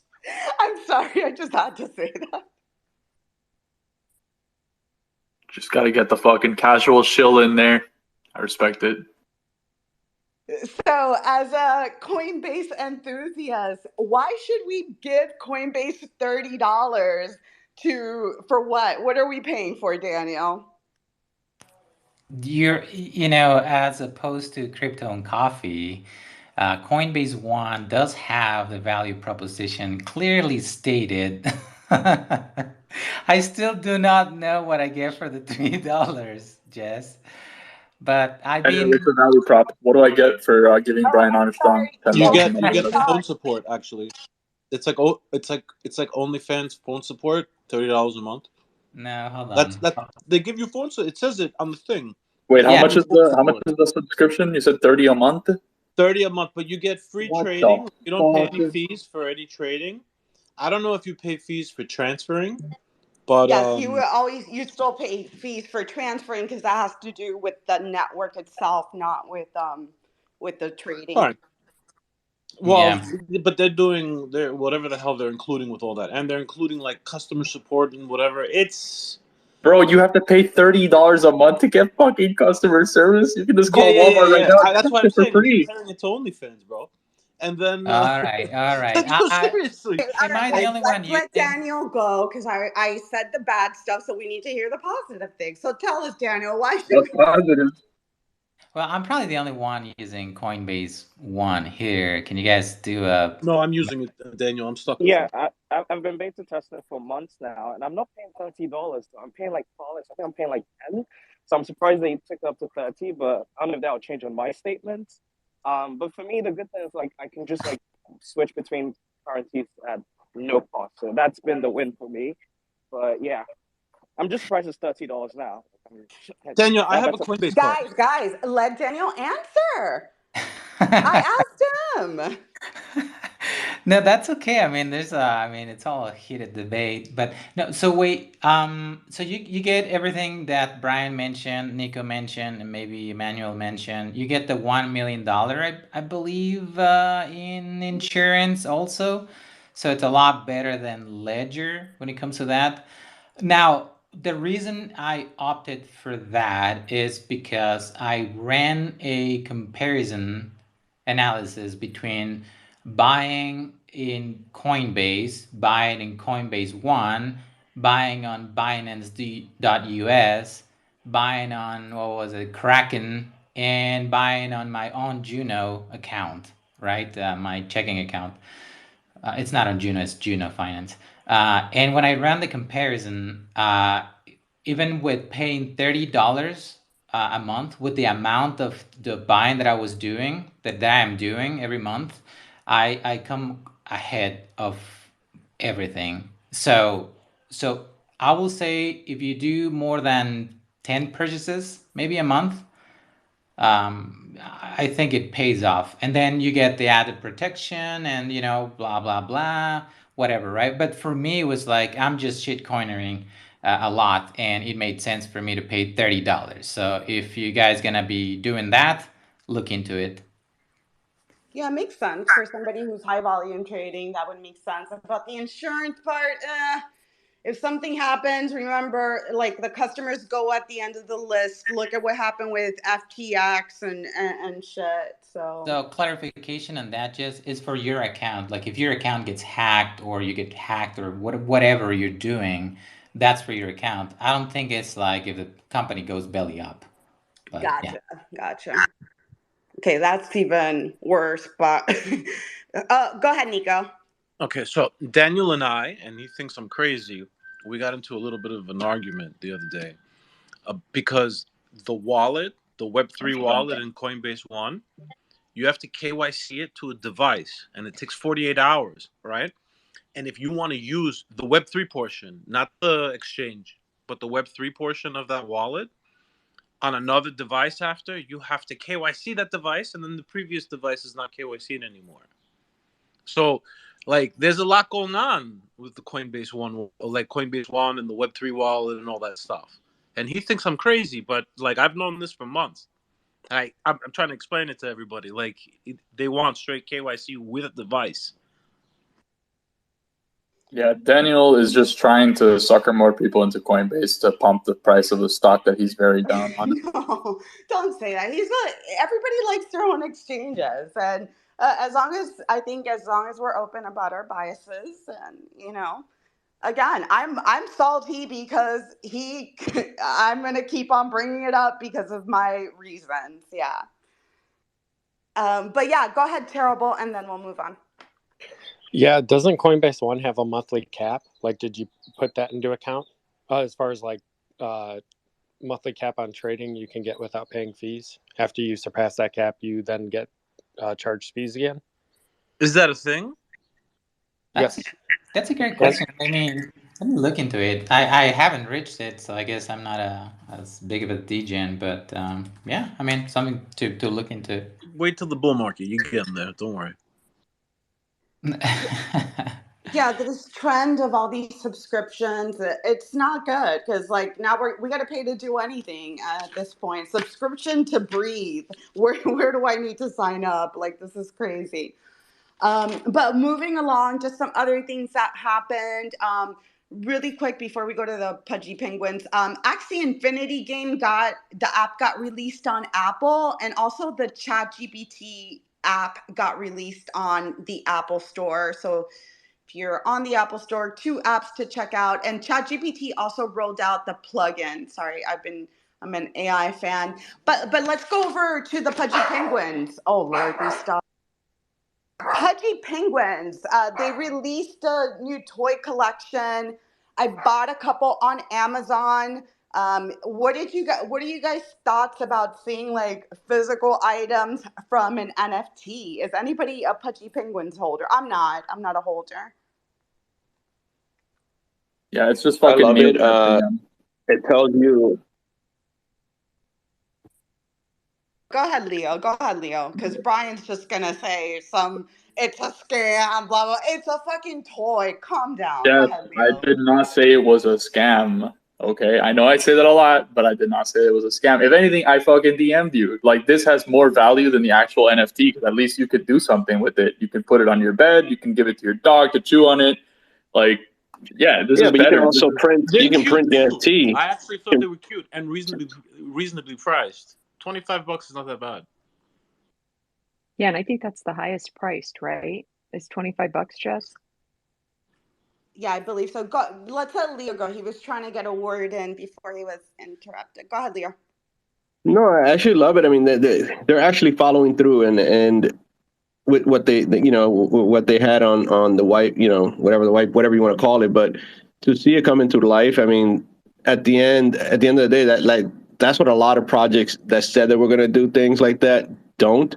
So you're starting to see. I mean, that's huge for them to be on Amazon. I mean, shit, Amazon, they sell stuff, so they're going to start increasing volume. That's a good utility to have. I mean, it's pretty badass. Yeah, and just to add, so yeah, it's available on Amazon. You can go to their page and find the link. And then with like an email, it basically sets up users to have like their first NFT. It's kind of like a certificate for the toy. And it is powered by Polygon and for the minting process. And then the marketplace is powered by Origin Protocol, which is a good friend of the show. They're always building cool stuff, so wanted to give a quick shout out to them as well. But yeah, it's a interesting concept. I think that they're cute. Like, if you compare it to, okay, I'm gonna say it like the Bored Ape. Would you get a Bored Ape plushie, or would you get a Pudgy Penguins plushie? Yeah. Like, it's the NFT that is cute and people would buy it to give to like their kids, and things like that, or your dogs. Yeah, I was actually disappointed in Solana. They had one a while back that I got in, and they said they were going to have the same utility, but it's been 6 months and nothing's ever happened. But these people are actually doing it, and they're doing it right.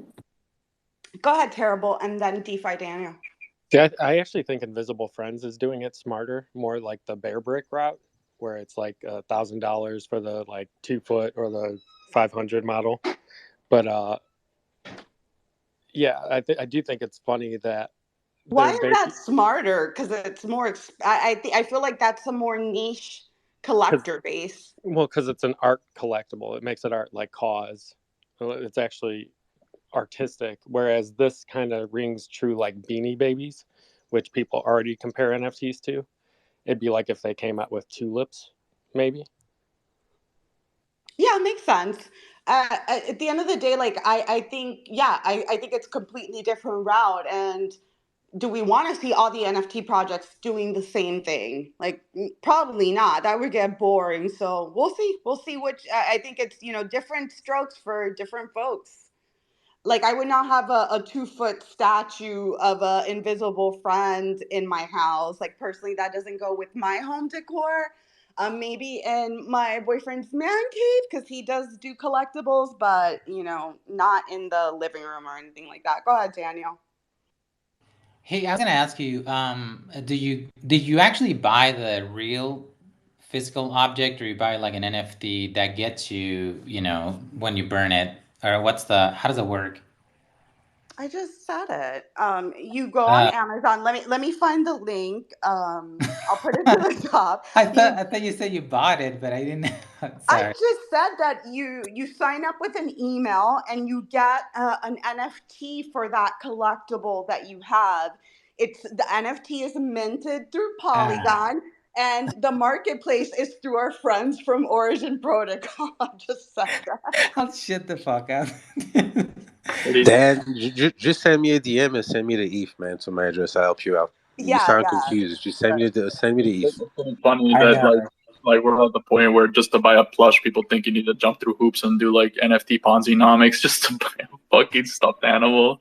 Well, I asked because I do like getting like bridging into in real life things, and I got the Bobu DAO or whatever the fuck, and we voted to create a hat, Bobu hat, and I bought the hat, and I didn't buy like an NFT to burn it. I just like I'm gonna get a hat at one point, which is pretty cool. So, but I totally, I think I was thinking about what to ask, and I completely stopped listening. Sorry, Jess.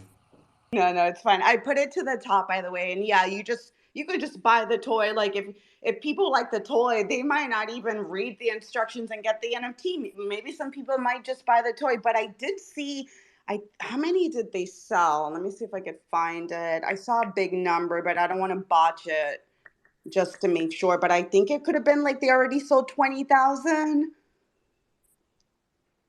Let me see if I could find it.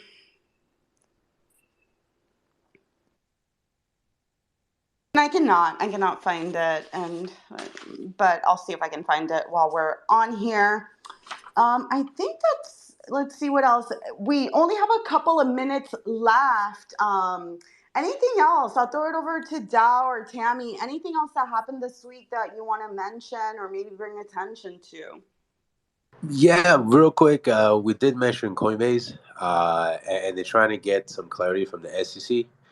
And I think the SEC asked the judge not to pressure them to provide any clarity.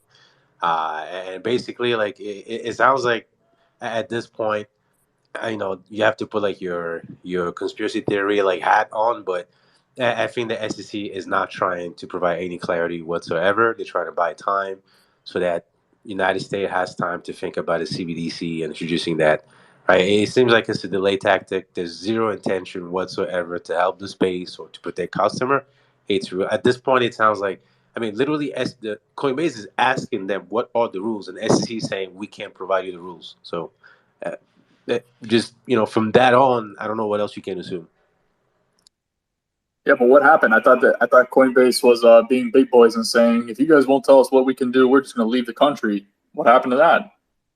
Well, it's a gamble, right? They're bluffing. They don't want to leave the United States. If they have to, if they're really forced to do so, they'll probably do it. I mean, they're hedging their bets, right? Like they're expanding to other places, but it's a bluff. There Would you they go. Dow. even be able to leave the US since they haven't a public IPO? Like, would they even be able to do that, or are they kind of stuck?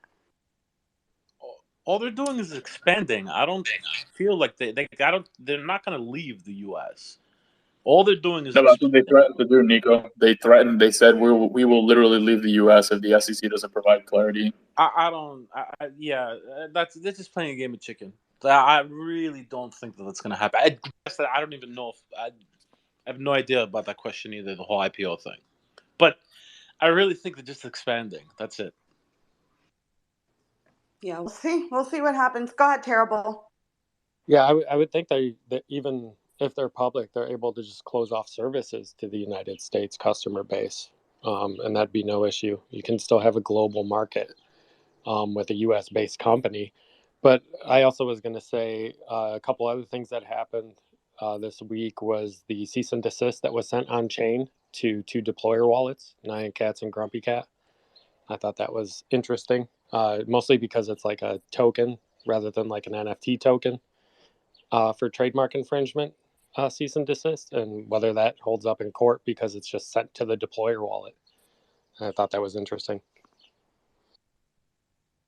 Interesting. What's up, Emmanuel? Go ahead.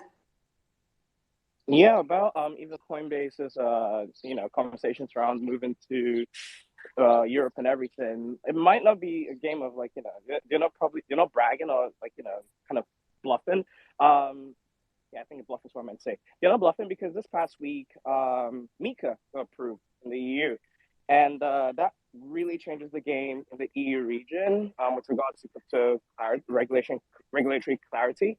So I think that's going to be interesting. Last week we had the EY Blockchain Summit, and it was kind of the talk of the town back there as well. So a lot of the EU region is very focused on boosting up their crypto regulation affairs, and so I won't be surprised if Coinbase actually follows through and moves shop to the EU region. So just something to put out there. This happened this week with Mika getting approved. So something to keep an eye out for. Real quick, are you bullish on Hydra or it's a non-factor? Wait, which Hydra? You mean like the L2 Hydra? Yeah, like the L2 as a service for yeah. Cardano that doesn't work, and in 6 months is going to be fully operational. Well, it's live today. It's all about what you want to do with it. I am bullish on it, but right now with Hydra, it's in a very early stage, and so I'm like, okay, we see what it's doing now, but you don't want to talk about what it can do, and I think that's what's more exciting. But yeah, no, I think it's more about who's using it. That's a key thing.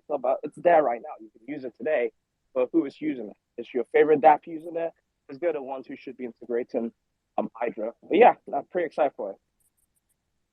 We'll definitely keep an eye out for that. But we are at the top of the hour, and I do have to go. But before we wrap it up, I'd love to throw it over to Tammy first. Tammy, what you got going on this weekend or next week? Anything to look forward to? Just work stuff to look forward to right now, actually. And obviously, I always look forward to see what's going on with the space. But no, not too much going on. I hope everybody has a great weekend. And as always, thank you for joining us today and being with us every Friday. We really enjoy this, or at least I really enjoy it. One of the highlights of my Friday. So I just hope everybody has a great weekend. Appreciate it, Tammy. What about you, Del? What you got coming next week? Yeah, a couple of things. But first, it was great to have Kevin earlier about DFIT and here, like this integration of incentivizing people to work out, right? To do all kinds of things, fitness. And I'll definitely sometime in June have a farmer's market that'll cover the French connection that's happening in Web3 and DeFi. And hey, Brian, if you know some Frenchies in the Bitcoin community, let me know. Reach out to them as well. But for next week, I'll be talking about refi, which is regenerative finance. I can't pronounce it, but it's kind of like saving the world using blockchain. So hopefully it'll be a cool topic. Love it. Sorry, Manuel, I gotta go. But yes, I do want to give a big shout out to Kevin and the team from the DFIT and the team from DFIT for sponsoring today's show. Make sure to listen back if you want to learn more about them, and also check out their pinned tweets. And we'll be back next week. Next week, we'll be talking with somebody from the BNB chain with Lido staking, Gamma Strategies. We'll be talking about DeFi on BNB. So definitely looking forward to that conversation, and appreciate all the speakers, Emmett, Emmanuel, DeFi Daniel, Brian, Death, Nico Terrible, and everybody who came up and contributed. And yeah, I'm ready for the weekend. Hopefully this PSYOP thing passes. There's only so much popcorn one can eat on one weekend. So hopefully next week we'll be talking about the end of PSYOP and not still beating a dead horse with that. But thank you guys for coming. Appreciate your time and your support, and we'll be back next week.